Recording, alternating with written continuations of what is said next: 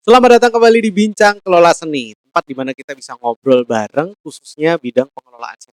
Tapi kali ini beda sekali karena kita nggak hanya ngobrol soal tata kelola seni, tapi kita akan membicarakan isi secara lebih luas.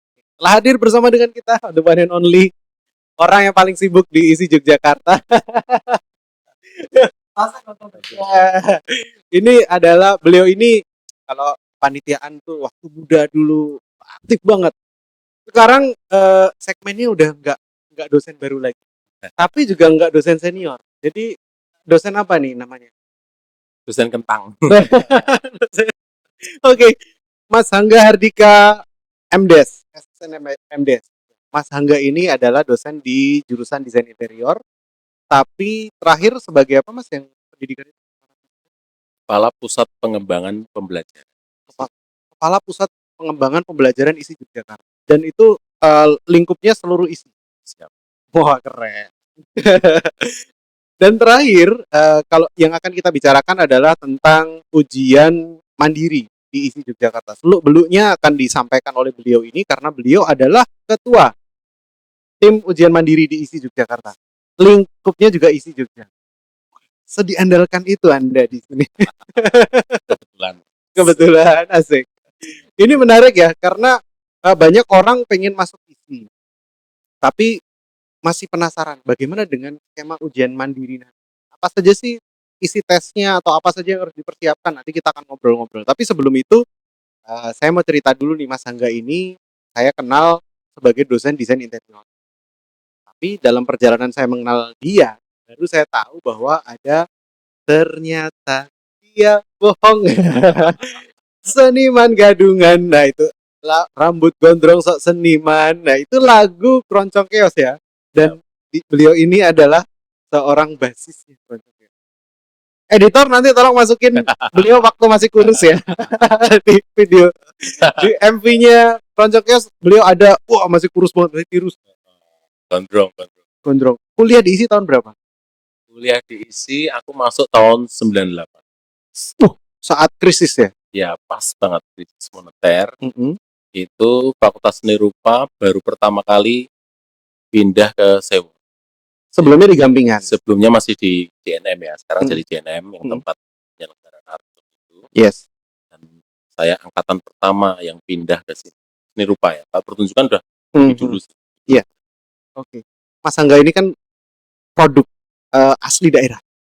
Jadi Mas Hangga ini adalah warga lokal, Akamsi.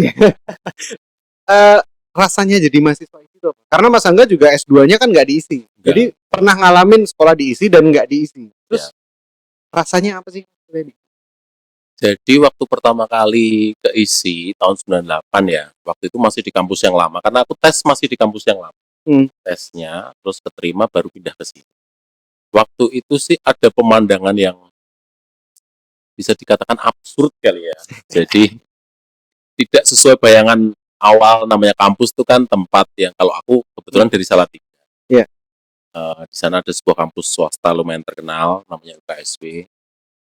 Di sana biasanya tempat apa ya? Tempat segala sesuatu tuh kayak lebih tertata di kota itulah gitu ya. Tempat orang berpendidikan, tempat lebih akademis gitu. Nah, ketika masuk ISI itu ada aura yang beda. Tapi nggak tahu kenapa waktu itu aku malah suka gitu. Jadi apa? Berarti kan kalau tadi premisnya tertata berarti ngatain isi nggak tertata gitu maksudnya. Iya, maksudku jadi gini. Jadi kayak ada suatu aura tertentu yang aku waktu itu nggak tahu kenapa malah jatuh cinta. Kayak ada kakak kelas yang lagi mendiskusikan gambarnya di pendopo. Dulu di kampus yang lama kan ada pendoponya ya. Jadi lagi ngobrolin itu. Jadi suasananya non formal, non formal.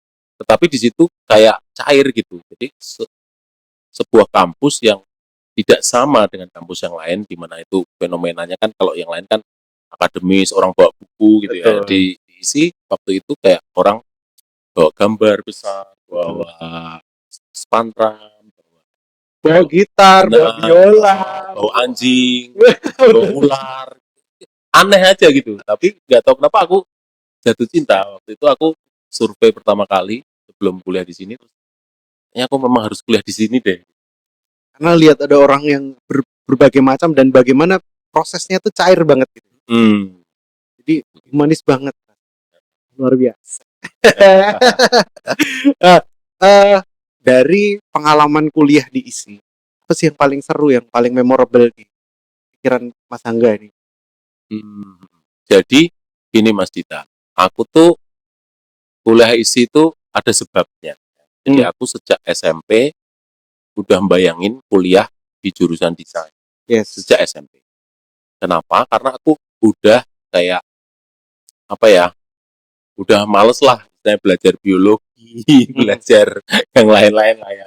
Belajar kimia, belajar fisika. Jadi bener-bener kayak di sini tuh aku nemu tempat yang istilahnya aku tuh nggak perlu belajar, itu udah otomatis yang aku lakukan itu ternyata belajar gitu. Jadi Yes. belajar tapi seperti tidak pakai effort. Karena aku lembur, aku bikin tugas, aku pameran, aku ikut sana sini ya, ikut delegasi isi ke kampus KJ, ke ITB, kemana-mana ke teman-teman seni rupa yang lain, itu kayak effortless aja gitu. Karena udah sesuai bidang yang aku suka. Jadi aku bertanggung jawab betul dengan segala keterbatasan tuh, nggak tahu kenapa. Misalnya aku nggak punya komputer, tapi aku nongkrong aja di studio teman yang lain, kakak kelas, ikut belajar di situ. Boleh gitu. Kakak kelas yang waktu ospek kayak galak itu ternyata baik-baik semua gitu. Kita diajarin di situ, ngobrol. Jadi kayak nggak ada sekat lah antara adik kelas, kakak kelas. Serunya di situ sih. Jadi kita kayak ketemu teman-teman, dan meskipun gambarku ternyata di sini nggak bagus, baru sadar di sekolah kan paling bagus ya, kayak juara lomba gambar di sekolah gitu. Tapi di sini kan juara semua ya di sekolah masing-masing kan. Hebat semua. Nah, tapi aku nggak minder gitu, kayak aku tidak iri sama nilainya. Misalnya temanku dapat A gitu, aku nggak iri sama nilainya, tapi aku ingin gimana ya teknik gambar seperti dia. Aku ingin kejar tekniknya. Aku ingin bisa seperti dia. Nah, di situ terjadilah apa interaksi lah, kita ngobrol, kita nongkrong di kampus, nggak cuma kuliah lah. Dan culture di ISI ternyata membuka itu ya, sharing itu jadi sesuatu yang udah alamiah dan benar-benar dilakukan. Termasuk tadi Mas Angga udah menyinggung soal ospek yang galak-galak. Ada image di luar sana, wah kalau masuk ISI ospeknya tuh serem, galak-galak. Gimana Mas Angga mengomentari itu? Jadi ternyata itu acting. Nah, jadi beda sama, mohon maaf ya, kampus lain. Bukan bermaksud membanding-bandingkan, tetapi diisi nampaknya galak, nampaknya jorok, tapi itu ternyata kakak-kakak kita itu acting seminggu doang itu. Gitu. Jadi kita diajari untuk berani. Karena kita memang membutuhkan. Atau suatu hari ketika ospek itu nggak ada, ternyata ya menurutku kita jadi kurang berani. Kan kita ada tugas tuh sketsa di Malioboro misalnya Mas, di tengah kota diliatin banyak orang, kita jadi nggak malu aja gitu, gara-gara pernah ospek kan kita kayak didoktrin untuk berani, untuk nggak malu, untuk berani mengungkapkan pendapat dan sebagainya. Itu menurutku sangat-sangat penting ya bagi kita untuk berani aja gitu, karena itu kekuatannya anak ISI sebenarnya. Waktu itu seperti itu. Oke. Jadi dengan ospek itu ternyata membangun mental ya. Kayaknya gitu ya, setengah lah. Ada yang berhasil dan enggak. Ada yang berhasil. Ya kalau nggak kebangun ya namanya itu margin of error ya. Mental dibangun, diisi. Lalu mengalami fase di mana wah enak sama temen-temennya, sama kakak kelasnya, ternyata menjalin relasi yang baik, dan itu ternyata membantu untuk proses pembelajaran Mas. Banget. Banyak sekali peristiwa-peristiwa yang kita itu kayak dibantu lah oleh teman sekitar. Kita belajar sama kakak kelas, belajar saling bantu lah. Misalnya kalau dulu tuh fenomenanya misalnya kayak tugas akhir, kita tuh selalu bantuin kakak kelas untuk display, bantuin bikin katalognya, bikin undangan, nyebarin undangan, pameran dan sebagainya. Itu tuh nanti gantian gitu, fenomena itu. Nah, itu yang aku merasa terbantu banget oleh keadaan koneksi yang sangat baik. Kakak kelas. Oke. Dengar-dengar Mas Angga kan dari keluarga sultan nih. Apa berat nggak sih kuliah di ISI biayanya? Siap. Kalau biaya, untuk biaya kuliahnya sendiri sebenarnya UKT lah ya, kalau dulu SPP atau apa, uang kuliah lah. Uang kuliah sebenarnya tidak mahal. Ya. Relatif sangat-sangat tidak mahal. Dulu, sekarang aja lah ya, misalnya sekarang itu, jadi diisi itu ada namanya biaya kuliah tunggal. Jadi sebelum UKT, sebelum kita demo UKT ya, teman-teman yang nonton podcast Jadi ini, BKT. ya Biaya BKT kuliah. dulu. Jadi biaya kuliah tunggal adalah biaya yang seharusnya dibayar oleh setiap mahasiswa di suatu prodi tertentu. Nah, setiap prodi itu beda-beda, Mas. Misalnya, yang prodi termahal seingatku yang teknologi-teknologi itulah, kayak animasi, desain media, desain mode gitu, itu dianggapnya memiliki keperluan praktek yang banyak. Sehingga harganya itu bisa mencapai belasan juta Per semester. per semester. BKT-nya harusnya dibayar segitu. Kalau interior seingatku tuh 9 jutaan harus. Itu cost ya. Cost-nya dalam yang proses harusnya pembelajaran. dibayar untuk bayarin dosen, listrik, Iya. peralatan kuliah, dan sebagainya. Nah, tetapi mahasiswa cukup membayar sesuai kemampuannya. Mulai dari 500.000. Jadi kalau misalnya teman-teman Ini mahasiswa sekarang apa dulu? sekarang 500.000. mulai dari 500.000. Kalau misalnya tidak mampu, bisa dapat UKT level 1 500.000. Nanti sesuai inilah ya. Yang paling normal kayaknya 2.200.000 sampai 3.500.000 deh. Per semester. Per semester.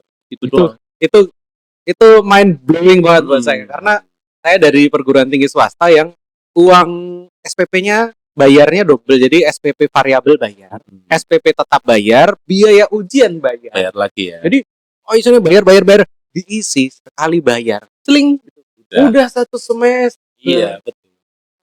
Dengan segala fasilitas. Jurusan patung ya dapat kayunya, dapat clay-nya, tanah liatnya.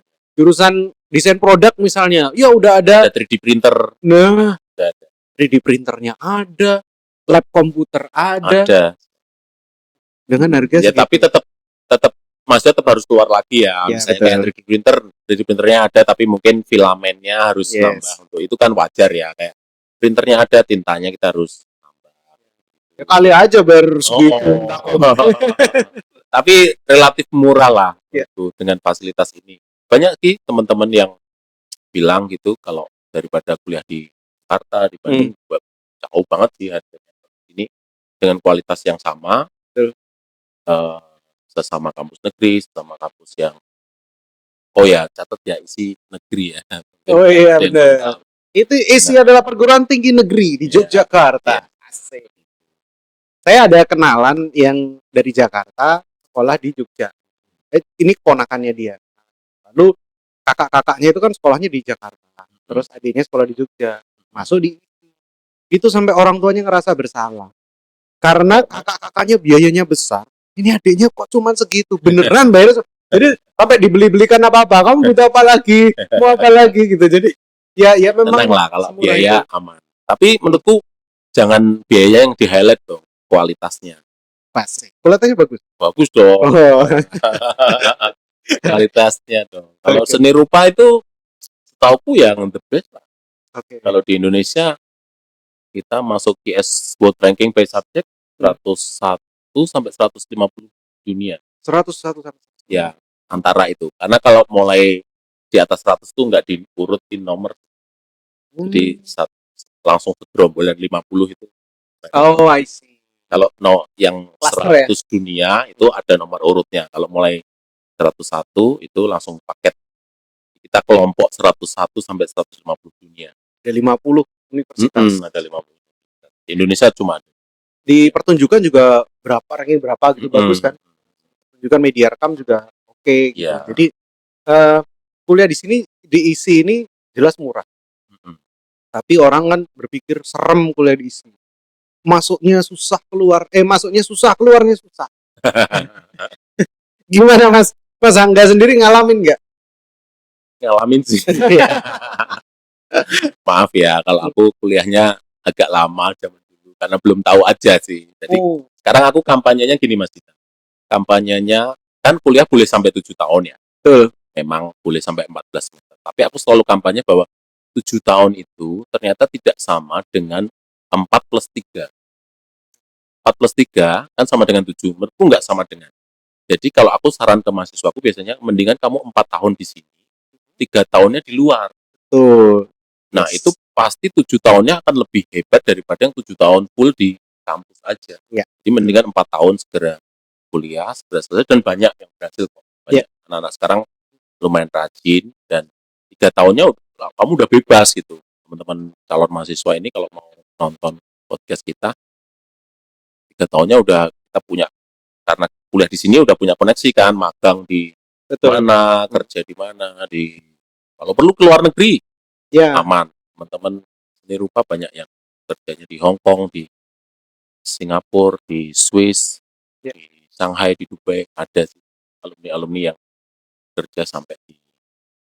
Hebatnya ISI itu menurutku salah satunya alumni itu jadi itu link juga karena dengan membawa nama ISI itu ada ikatan seperti ikatan persaudaraan gitu kan. Dulu tadi Pak Mas Angga udah cerita bagaimana menyatunya anak-anak, bagaimana proses pelajarannya, jadi semua sudah ikatan kekeluargaannya baik gitu. Apalagi kalau kita ngomong sama alumni saya ini dari ISI, mungkin kalau di perantauan sana rasanya tuh nasionalisme ISI itu luar biasa.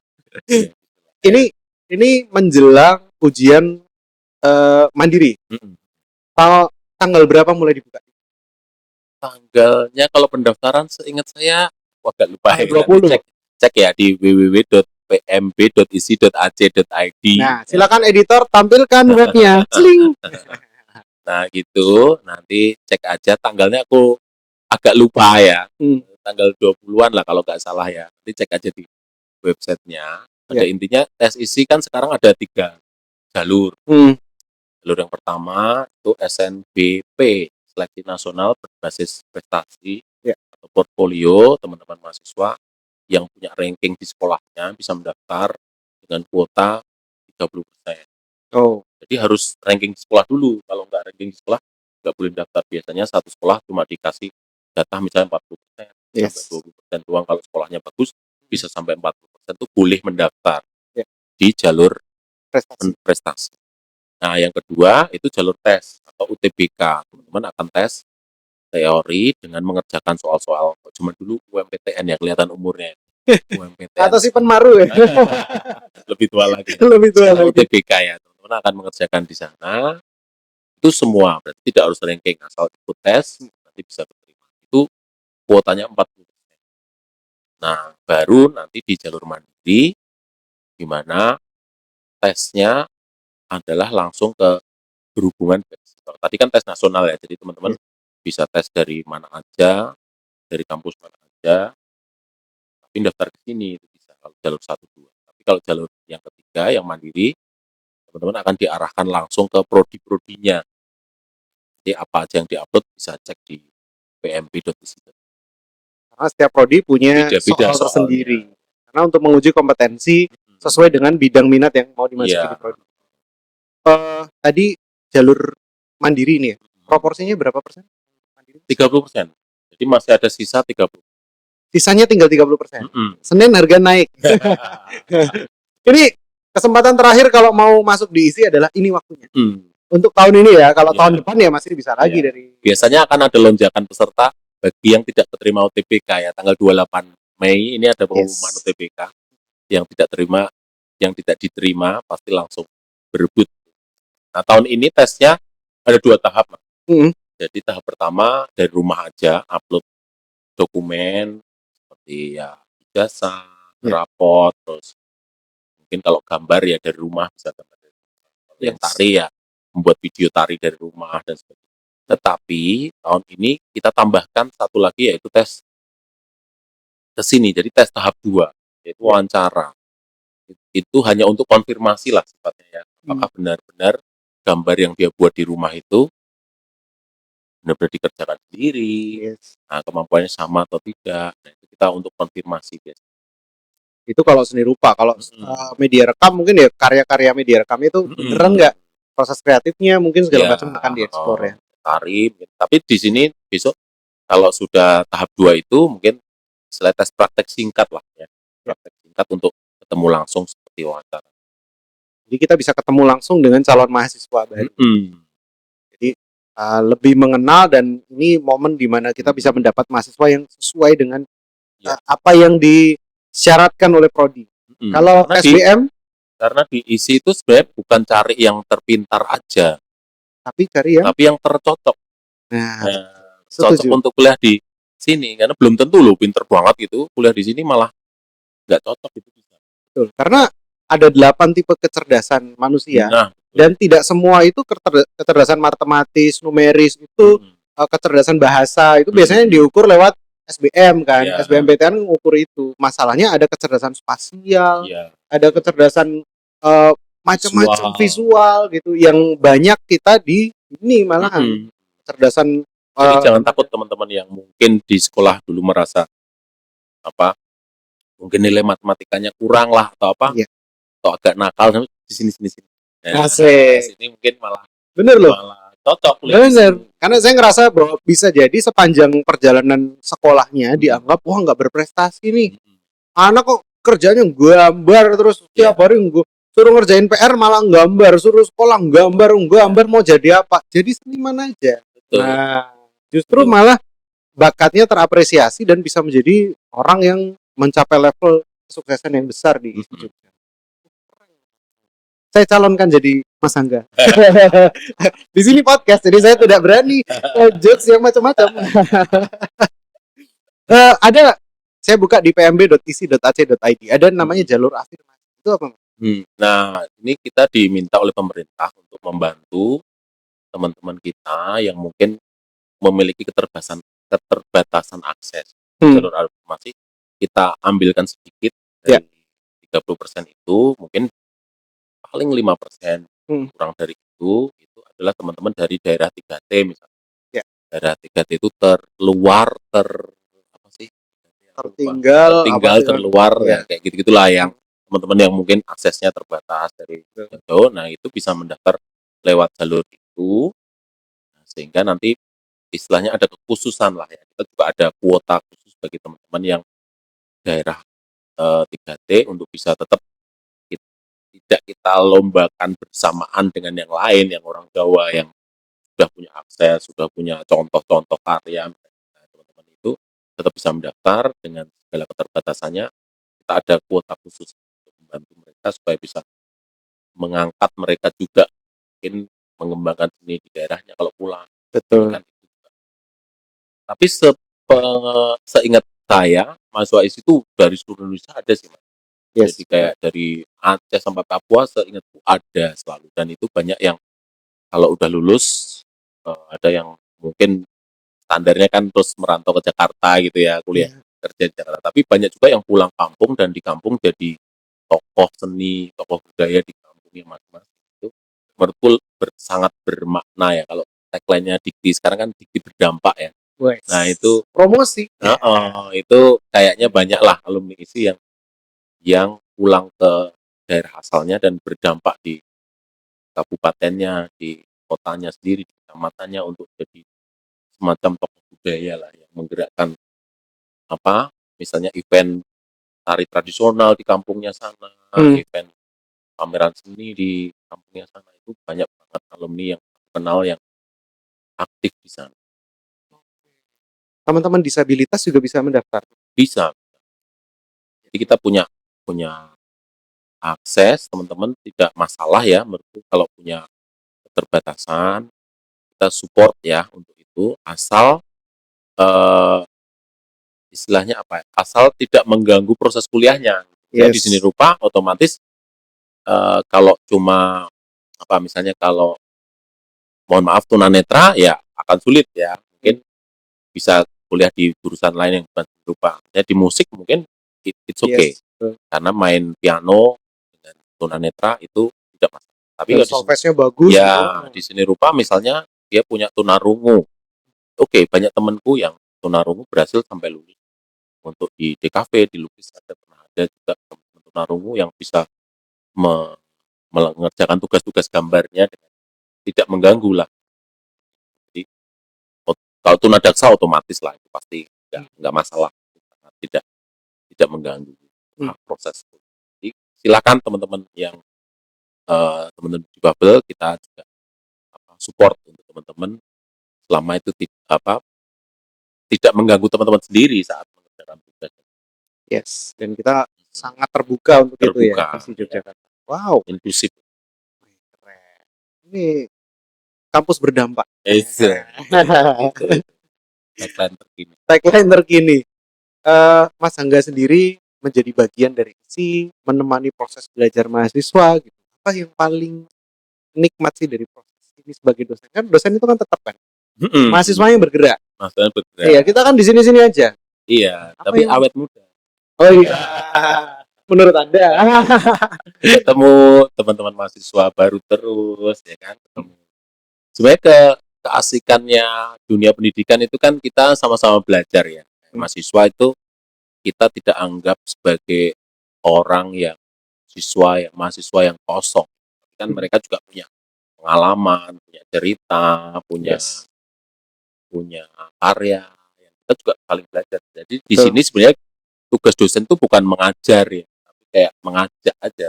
Kita mengajak apa sih? Misalnya Mas Dita nih di art management ya, di tata kelola seni, mengajak untuk turut serta dalam event ini, maka mahasiswa jadi belajar terhadap itu. Kalau aku di interior ya, mahasiswa kita ajak untuk mengerjakan proyek A, proyek B. Nah, di situ mahasiswa mau nggak mau jadi belajar. Nah, konsep kuliah itu jadi bukan kayak kursusan ya yang kita ngajari step by step satu persatu, nggak gitu. Kita di kampus kita konsepnya kayak belajar bersama gitu. Kayak kita terlibat dalam satu proyek tertentu, proyek event seni atau proyek pameran, proyek desain, atau di tari mungkin proyek pementasan tari, di musik ada proyek misalnya Java Jazz atau apa. Nah, ketika ikut di situ, teman-teman mahasiswa akan mau nggak mau tidak disadari ternyata sedang belajar. Nah, itu serunya kuliah di bidang seni. Iya, apalagi passionnya di seni gitu. Jadi ya kayak Pak Angga itu komen isinya cuma main sama main gitu ya. Tapi belajar. Iya, makanya tugas tuh ya kayak main, pelajaran ya kayak main gitu. Saya tuh dulu membayangkan orang kok kerjaannya nyanyi ya. Ternyata nyanyi ya sekolah ya kalau di sini. Main kerjaannya main biola. Lu main biola ya sekolah dan itu jadi kehidupan buat teman-teman itu jadi komposer, jadi ini, jadi itu. Wah, luar biasa. Untuk calon pendaftar jalur mandiri, ada tips khusus nggak yang Pak Angga? Tipsnya menurutku satu tentu saja prepare ya. Banyak teman-teman sekarang itu aku merasa kalau pas ngoreksi tugas, bukan tugas ya, ngoreksi tes mahasiswa baru itu, kelihatan banget beberapa mahasiswa itu kurang prepare. Jadi kalau yang prepare pasti lebih bagus dari ini. Jadi potensi keterimanya itu lebih tinggi. Misalnya kayak gambar aja. Ada soal nih misalnya soal tahun ini yang tes SNBP dan SNBT kan gambarkan suasana lomba balapan egrang gitu. Nah itu kelihatan langsung mana gambarnya cuma dikerjakan tadi malam sama yang di prepare, ceritanya apa ya, gambarnya apa ya, diarsir lebih lama, di sketch lebih pelan-pelan, itu kelihatan banget. Jadi cukup dengan prepare yang baik, kok aku yakin potensi keterimanya langsung naik gitu. Jadi niatnya tuh diwujudkan lewat tindakan gitu ya. Prepare yang baik. Akan lebih baik kalau prepare. Teman-teman banyak yang belajar juga kakak kelas sih, ada juga biasanya kayak bimbingan-bimbingan kecil yang dikelola mahasiswa. Ya ada belajar seminggu, sebulan itu ada belajar gambar. Mungkin cari info di HMJ sekitar ya, di akun IG-nya HMJ Desain, HMJ, TKS biasanya mereka buka semacam bimbingan. Betul. Dan memang iya, tahun ini juga kita mempersiapkan bimbingan dari tata kelola seni karena bagi kami itu juga screening awal yang menunjukkan peminatan dia tuh minat bener nggak TKS. Dan akhirnya nanti waktu tes mandiri kita kan bisa melihat itu tadi ada perbedaan besar orang yang prepare dan orang yang tidak prepare. Dan dari situ kita bisa melihat ini seberapa niat dia. Karena betul, karena bagi kami penyelenggara prodi itu pintar itu ya nomor nanti, benar. Tapi masalah karakter itu nomor satu. Iya. Bagaimana dia tekun, bagaimana dia punya niat yang besar dan dia konsisten untuk bisa menyelesaikan studi. Karena kita kan juga punya urusan akreditasi. Betul. Mau rekrut sepinter apapun kalau di tengah jalan tiba-tiba udahlah nyerah, nggak usah sekolah lagi ya. Itu mengganggu sekali ya, Iya. untuk kita juga untuk membangun kualitas prodi ini. Mhm. Jadi wow, harapan Pak Hangga untuk proses nanti tes mandiri apa sih? Kalau harapanku ya yang daftar banyak ya, yang minat banyak, sehingga kita bisa seleksi dengan baik ya, teman-teman yang benar-benar bersungguh-sungguh, Ya. sangat ingin kuliah di sini dengan niat yang lebih besar itu kita utamakan untuk lebih diterima. Gitu sih. Karena seni itu ternyata bukan tempat mainan doang sih. Seni itu kayak apa ya? Kalau di seni murni itu di sini ada jurusan seni murni ya. Ya. Seni murni itu punya tagline yang menarik, orang seniman top zaman dulu banget namanya Pak Sudoyono selalu bilang tentang seni itu harus memperlihatkan jiwanya, jiwa ketok, jadi memperlihatkan jiwa. Nah, untuk proses memperlihatkan jiwa pada karya kita itu butuh kesungguhan hati yang besar. Jadi tidak cuma pinter aja, makanya pinter aja itu nggak cukup. Mungkin nggak cocok kuliah di sini kalau pinter aja, tapi kalau sungguh-sungguh banget, sungguh-sungguhnya besar, kayaknya lebih lebih lebih cocok kuliah. Kita akan cari teman-teman Yang kawan punya mahasiswa kesungguhan. yang punya kesungguhan. Betul. Jadi kalau mau daftar isi jangan pernah setengah-setengah. Betul. Kalau memang mau daftar harus sungguh hati dan benar-benar niat. Karena kalau setengah-setengah saya juga nggak yakin bisa menjalani prosesnya. Karena tugasnya banyak lumayan. dengar-dengar yang di seni murni aja untuk jadi lulus tuh ada berapa sketsa gitu. Jumlahnya itu ada berapa. Terus belum lagi interior gitu. Wah, studio culture yang mereka hidup di studio bikin sesuatu ngulik dan gagal coba lagi sampai. Tapi menurut saya justru itulah yang membuat nanti matang seorang itu. Dan begitu ketemu dunia industri, belum tentu dunia industri lebih berat dari dunia kampus. Karena di kampus kan nggak punya resource. Mereka punya waktu tapi nggak punya uang. Nah, di industri kan punya uang, bisa memperkerjakan orang. Tapi kalau nggak tahu cara kerjanya, nggak tahu spiritnya, wah itu berat nantinya. Jadi menurut saya benar-benar orang yang punya minat itu yang nanti akan. Nomor satu itu sih Mas. Kalau ingin jadi seniman, buktikan kamu sungguh-sungguh. Apalagi kalau sampai dilarang orang tua, nah kamu harus buktikan bahwa pilihanmu nggak salah. Kan banyak toh yang gitu kan. Yes. Seniman mau jadi apa sih? Belum tahu. Ya tahu. Buktikan aja kalau kuliah di sini, jadi seniman top nanti, ya kita bisa buktikan lah ke orang tua kita bahwa kita tuh di sini ada juga kok rezekinya. Dan yang menarik adalah saya bukan dari perguruan tinggi seni kan sebelumnya. Jadi begitu saya ketemu anak-anak seni, bagi saya mereka tuh punya skill yang mahal. Ya. Bahkan sebelum lulus pun banyak yang kecantol gitu. Akhirnya terus proyek ini ya lulusnya lama itu kalau kecantol proyek. Tapi paling tidak mereka tuh punya sesuatu yang bisa dijual di luar sana. Dan itu sudah laku bahkan ketika masih kuliah. Yang itu menurut saya jarang di prodi lain. Ya misalnya pendidikan dokter gitu kan nggak mungkin laku sebagai dokter sebelum lulus dokter ya kan? Boleh ya Mas. Sebelum disumpah kan nggak bisa. Tapi kalau seni yang belum lulus pun kalau sudah diakui pasar ya tetap bisa praktek sebagai seniman, ya kan? Jadi itu apalagi dunia yang flat seperti sekarang, semua orang boleh berkompetisi, semua orang dan dari berbagai belahan dunia kita punya platform internet yang sama. Dan kita bisa jual karya lewat internet, bisa memaksimalkan internet lintas itu. Lintas negara. Jadi kalau memang punya minat, punya visi untuk di dunia seni, dan kalau memang suka seni tapi nggak bisa berkarya, aku gambar nggak bisa, ngelukis nggak bisa, nyanyi nggak bisa, tapi seneng banget sama dunia seni, ada prodi TKS. Ada. Nah, jadi seni itu nggak cuma satu hal ya. Mungkin teman-teman nanti bisa cek, bisa akses bahwa seni itu tidak harus jadi yang misalnya kayak di seni rupa aja ya, tidak harus jadi yang gambar, tidak harus jadi pelukis. Kan ada artis, ada art worker, ada art manager, ada yang lain-lain.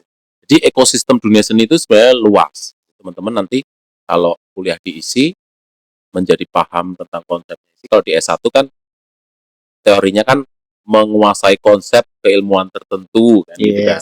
Nah, kalau sudah menguasai konsepnya, kita mampu beradaptasi tuh banyak teman-teman kita yang sekarang kerjanya mungkin bukan jadi senimannya, tapi menjadi manajer seni, Iya, betul. menjadi kerja di dinas pariwisata, ngurusi seniman, kerja di dinas kebudayaan, ngurusin karya-karya di museum. Jadi tidak harus jadi senimannya, tapi hidup dari seni, bisa jadi senimannya, bisa jadi manajer seninya, bisa menjadi art dealer-nya yang jualan karya seni dan macam-macam sih. Iya. Guru seni termasuk. Nah, aku baru ngomong termasuk jadi akademisi seni.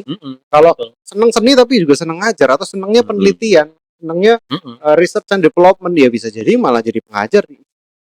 Bisa ada asal lanjut kuliah aja. Betul, lanjut kuliah, bisa jadi pengajar.